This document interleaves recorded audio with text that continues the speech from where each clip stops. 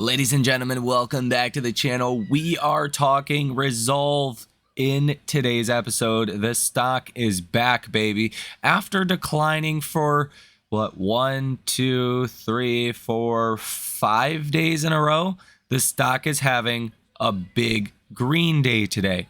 And here in this video, we will go over any and all news you need to know, option flows, my positioning in the stock, my thoughts on this week, heading into next week, which earnings will be Wednesday morning. So the last time you'll really have an opportunity to buy the stock or sell the stock or hedge or go long in the options market is really Tuesday.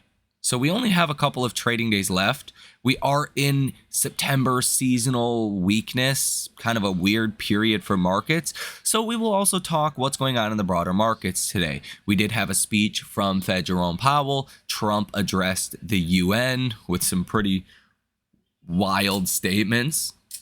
A couple of other Fed speakers as well. And in the second half of this video, we will go over that. So you kind of have an understanding of what happened today in the markets as well. But with that said, ladies and gentlemen, hit that like button and subscribe to the channel if you have not done so already. If you want to come join the trading community, check that link out down below in the description of today's episode. But more on that in a few moments. Let's get into the news today for Rezolve. Okay, so we do have one piece of news today, but something that is starting to get a little bit more attention is this partnership with Target. Okay, now let me explain a little bit more. About a month or two ago, we would look at this page often for Rezolve. And there was no partnership with Target. You're going to see Target pop up here in just a moment. But Target, in the last couple of weeks, has popped up. Now, about 2 weeks ago, maybe a week ago, maybe 2 weeks ago, not that long ago, in simpler terms, Dan Wagner was doing an interview. He was asked about some of the largest deals for Rezolve. And Rezolve said that Liverpool, which was previously well known as the largest deal to date for Rezolve, we thought that was the largest deal. The CEO said Liverpool is in the top 80% of largest deals. It's about $10 million a year. Well, now look at what's right next to Liverpool. Target. That is a new ad for Rezolve. Okay, Target was not here when I first started covering the stock. In fact, we could go and look back at older videos and Target was not here. So again, there are now major brands like Target showing up. And as we've talked about here on this channel for a while now, October 1st is the main catalyst.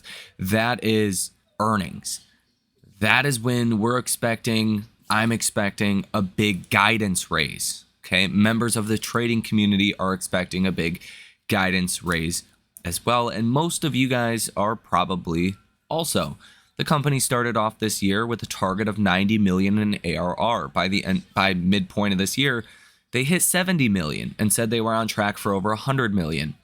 The question really I have at this point that I have no definitive answer to is, where is the market's expectation really at? It's not at 100 million. Is it 120 million? Is it 150 million? I doubt it's any higher than 150 million. So 150 million, which is kind of like a bare minimum in my view in ARR, is likely to be seen as good news. Anything above that is going to be seen as really good news. Okay, and here you can see again, Target, right? And hopefully we get a lot more details on partnerships and future expansion plans, and where things really change for Rezolve in a big way is when we get 2026 guidance. I don't know if the company is going to give us that on October 1st. I speculate that we could get loose guidance, something along the lines of Dan Wagner saying, hey, if growth continues at this pace, we could be at $1 billion or more in ARR next year. It's not like firm on paper guidance, but it's something the markets would really kind of latch on to, right? Though that's my thought around earnings. One outcome, like 200 million in ARR and no guidance for next year, likely causes a pretty big rally. But if we get guidance for 2026, even loose guidance on October 1st, let me tell you, this company is going to the next level. So I think more and more people are starting to understand the company, what's coming on October 1st. And as I said over this weekend, I wasn't going to be surprised if we did have a rally into earnings. We've had a little bit of a reset, right? The stock hit $8.45 or so, came down at one point to like $5.50. It was brief. It only lasted a minute, but it came down. Now it's back up above $7 a share. You've reset that momentum, and you're in a really good place from a technical perspective heading into October 1st. Now, the only real news to speak of today is this from Rezolve AI's X account. They say Rezolve AI's founder, CEO, and chairman, Real Dan Wagner, will join the third annual Roth AI Summit for a virtual fireside chat tomorrow. So some people may be speculating that we get some news there. It's anyone's best guess, whether we do or not. But again, worth keeping in mind that insiders own about 40% of the shares. So they are heavily invested alongside retail, and I think that's why they do a very good job of keeping people involved. I think that's why they want the stock to go up. They're doing things deliberately to get the stock to go up, like keeping investors informed. They have a financial interest in the company just like you do, and they want to see Rezolve hit its highest potential, valuation. I also like that they are 40% owners in the company, because they're really going to do what's best for the company, right? They have a direct personal financial interest in seeing the stock do as good as possible. So although we will likely get dilution at some point, I don't think that's until $20 or $30 a share, right? Until after October 1st, and once that rally subsides maybe a little bit. Okay, but again, do we get guidance for 2026 on October 1st? That's the big question. That makes the difference between Rezolve being a $20 stock or a $50 stock by the end of this year, potentially, right? That's how big of a difference that 2026 guidance number is likely to be. In option activity today from hedge funds and institutions, you have one trade totaling $61,500 with a positive order value of 100%. This trade here is an October 16th 450 call with a break even of what? Let's just add it up so we don't get the numbers wrong here. Of about $7.10 or so. Okay, so they're putting about $61,000 on this trade, saying that the stock's going to be at least around $7.10 or higher by October 16th, which is a pretty bullish trade. And we've only really seen bullish trades from hedge funds and institutions. Today, again, positive order value. On Thursday, 100% positive order value. Over the past week, you've had $10.5 million worth of trades with a positive order value of 100%. Now, another interesting aspect of the stock that we've talked about a lot on this channel is, again, insiders own 40%, institutions own 10%, private companies own 14%, and I would say a large number of early retail investors own a lot of shares too. So there's anywhere between 75 and 85% of shares that aren't really like trading hands. So when you have 10% short interest of free float, but maybe 80% of shares are not trading hands, that's really like 50% short interest of free float. Or on the low side, like 30% short interest of free float. So when you see 10% short interest, If you understand the company, you realize it's likely a lot higher than that. Okay? Like significantly higher than that in all reality. Now, what's going to happen is on October 1st, again, in my opinion, you're going to see a lot of buying pressure come into the stock. And that alone can cause Rezolve to have big days, right? 150 to $200 million in volume can cause Rezolve to have over 20% positive days. Oh, there you are. What do you think happens if you get $300 million or $500 million of buying pressure coming into the stock? You could double in a single day. Now, what you had was the stock that basically went from like $2.50 to $8.45. I talked about this a lot on the channel just to prepare people, but we were going to see a consolidation or a move lower before earnings. That was going to happen. That was healthy.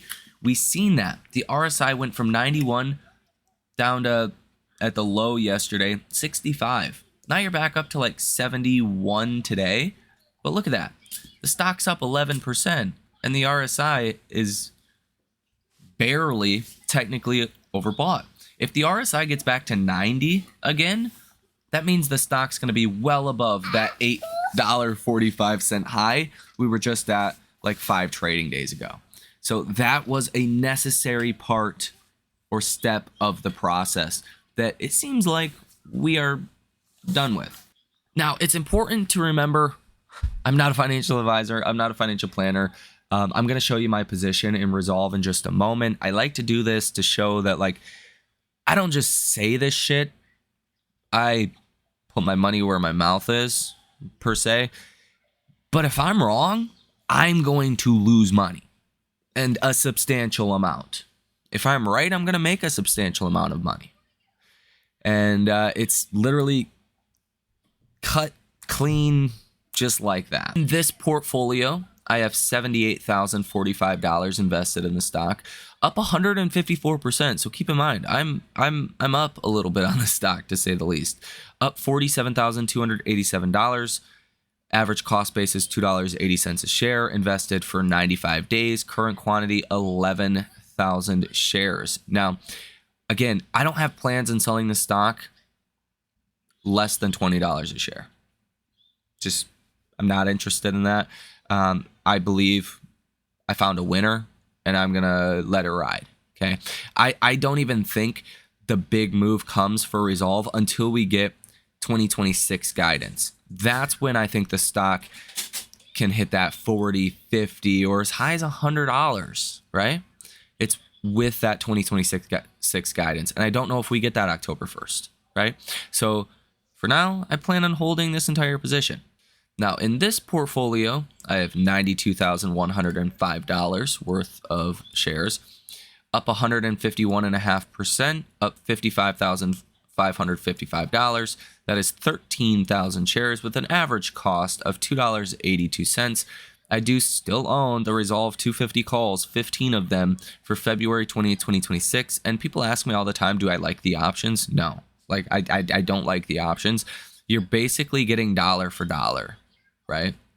Like if you look at these 250 calls are $465. So add 465 plus 250, you're at $7.15. Okay. So like you're getting basically dollar for dollar on these options. And it's like you buy 100 shares for $708, or you can get one of these options for $470, but expire in a couple of months. I would rather just own the stock outright. Like if these options were like $100 or $200 or whatever, then, you know, that would make more sense, right? Then the options would be more attractive. But at this point, I just like the shares more. Now, in this portfolio, I currently have $77,000 invested in the company, up 150%, or up about $46,200. Average cost basis $2.80 a share, invested for 95 days, and 11,000 shares worth. Markets just went through a little bit of an oopsie doopsie. But yeah, if you guys want to come join the trading community, check that link out down below in the description of this video. We are up 192.2% year to date. Earlier today, it was up 200%, a little bit over that. So, yeah, September seasonal volatility for the win. Come check it out. Link down below in the description of this video. Keep in mind, it is not a recommendation. It is not financial advice. What I try to do is to be early to high quality AI stocks. And that's the theme that's going to be with markets for the next decade or longer.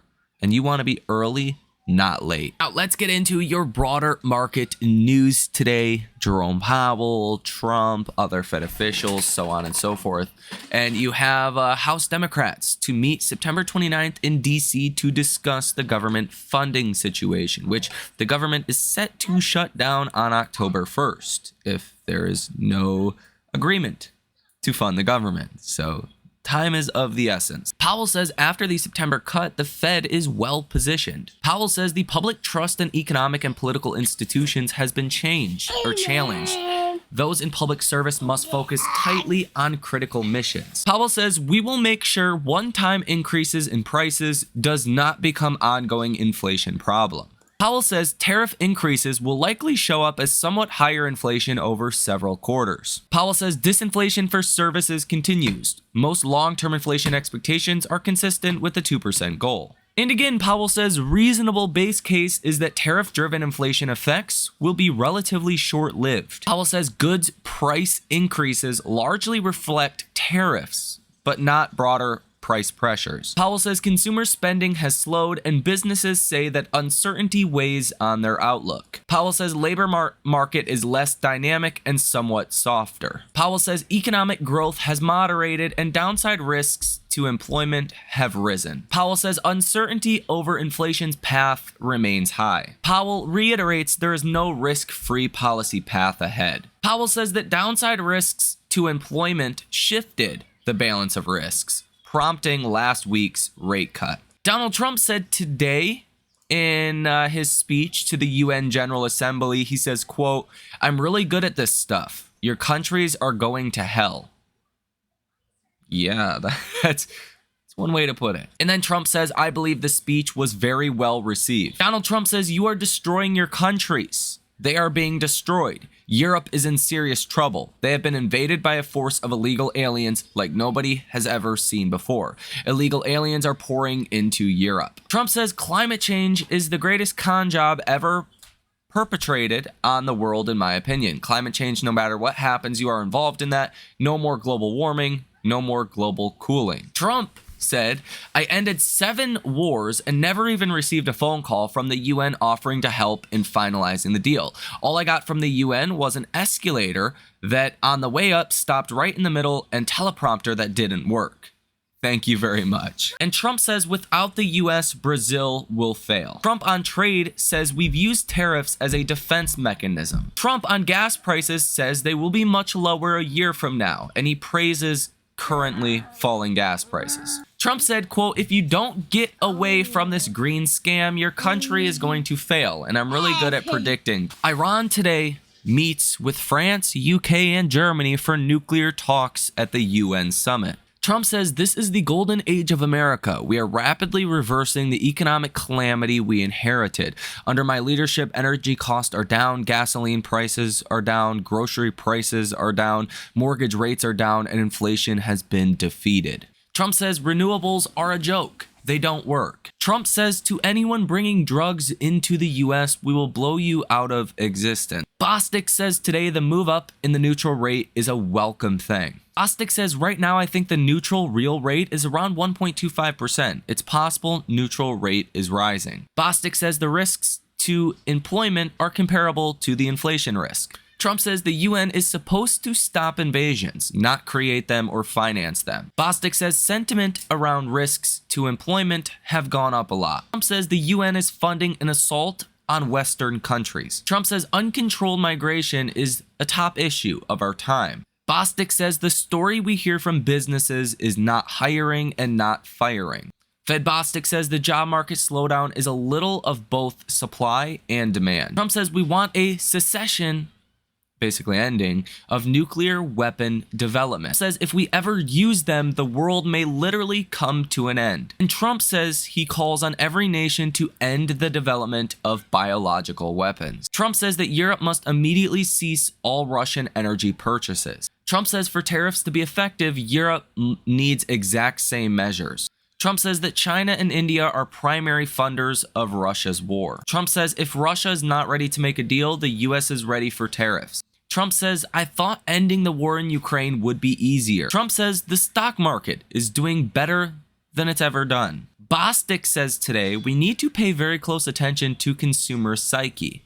Bostic says firms are feeling cost pressures and limits to not passing them on. And as Foreign Minister Wang Yi, in meeting with U.S. lawmakers, says Taiwan issue is China's internal affair. Trump said that Iran can never possess a nuclear weapon. Fed Bostic said, I could support a 1.75 to 2.25% inflation target range at some point down the road. So this is one of the first Fed officials that publicly has said maybe 2% inflation is a little on the low side. Maybe it's going to be more on the higher side.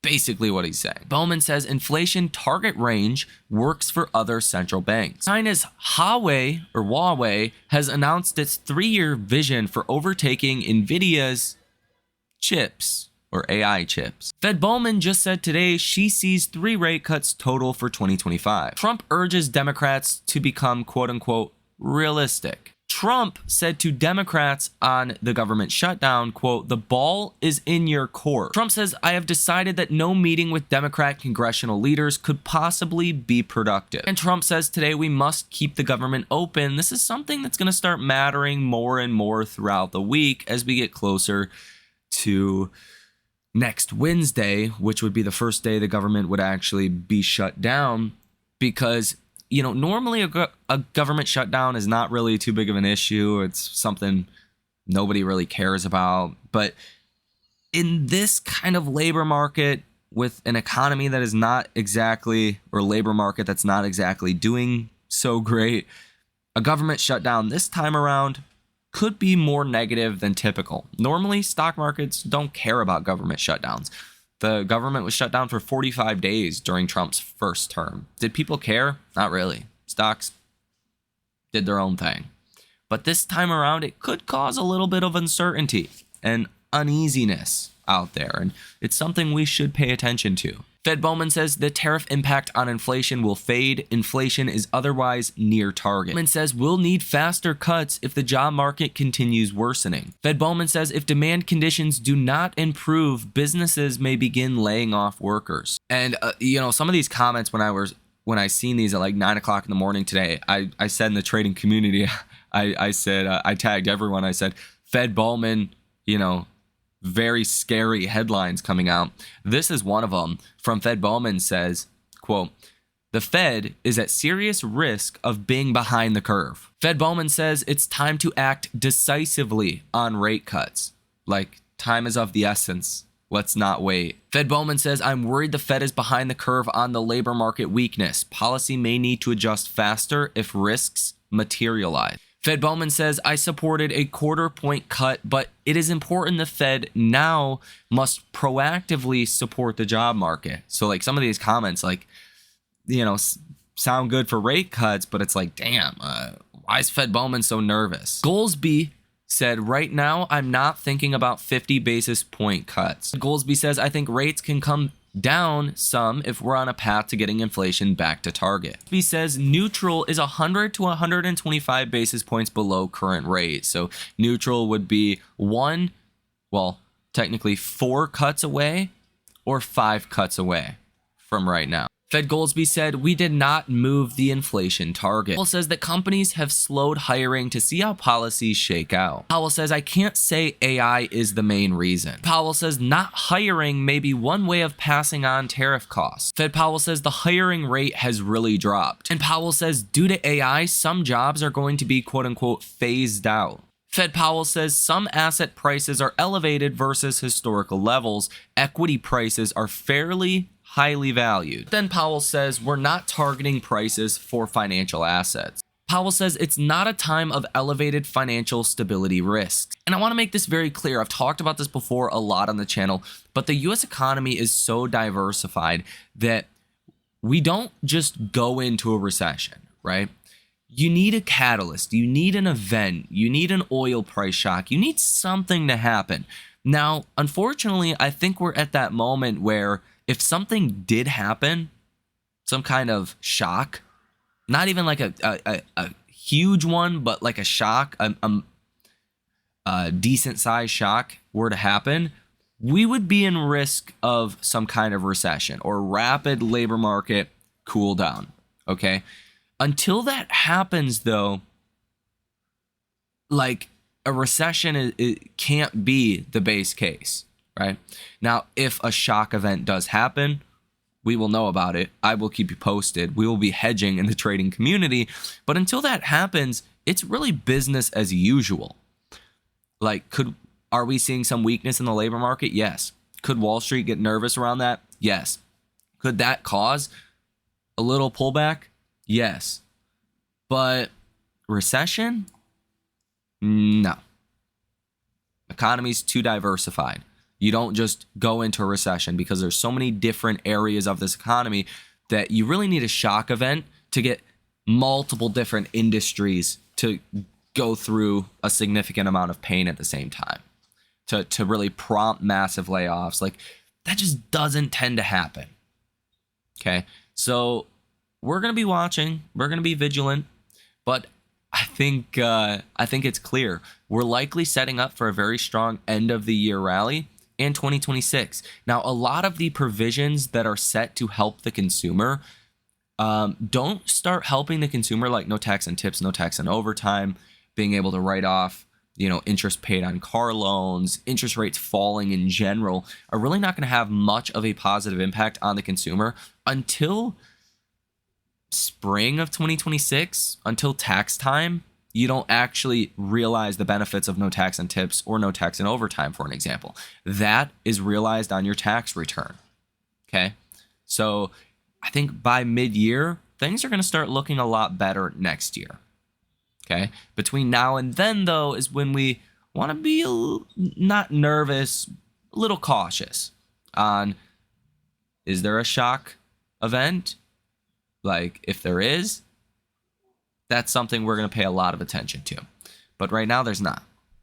So let me know your thoughts on this down below in the comment section. Ladies and gentlemen, have a great rest of your day, and I will see you in the next one.